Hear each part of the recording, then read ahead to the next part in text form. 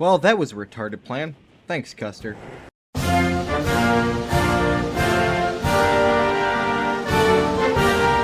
Hi everybody, welcome back to the channel.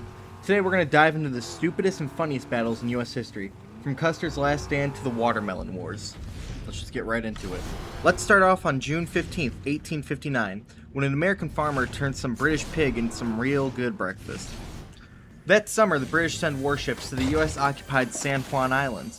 From 1859 to 1872, the British and the Americans have a colonial Cold War, ending with the US gaining the San Juan Islands.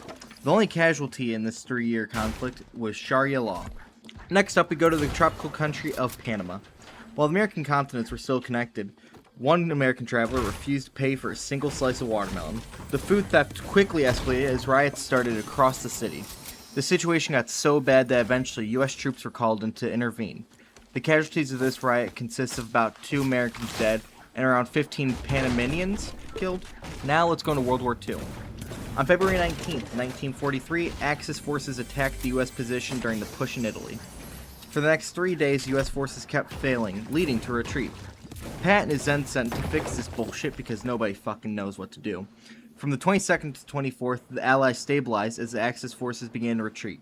At the end of the battle, the US experienced 6,300 casualties, while the Germans had about 989. During the Great Depression, crime and corruption was key.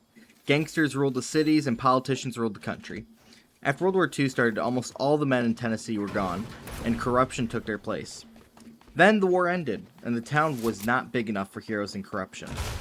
In 1946, midterms began, and everyone was sick of the rigged bullshit. To stop this illegal bullshit, a veteran decides to run for state senate. Sadly, these men know the election is fixed, so they choose to go to war. On August 1st, 1946, tensions escalate, resulting in a shootout between veterans and shitbags. Somehow, nobody dies during the Battle of Athens, but thankfully, the veterans win. Jump to 1864, we are 3 years into the Civil War, and the conflict is almost over. During the summer, the Union focused on a town called Petersburg. The objective?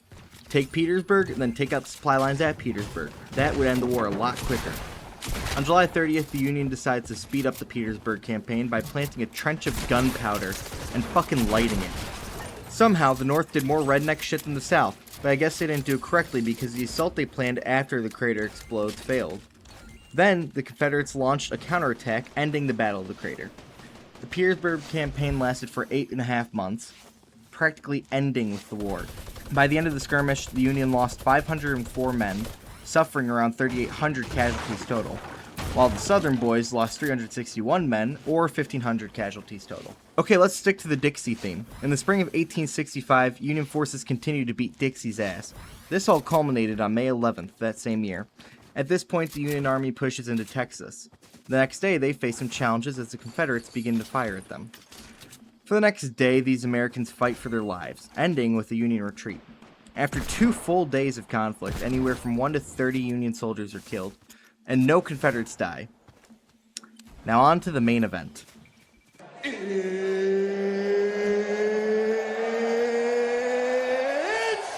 time! Okay, 10 years after the Civil War, the US began to claim the West. Basically, a treaty was broken, and Lieutenant Colonel Custer decides to go hostile.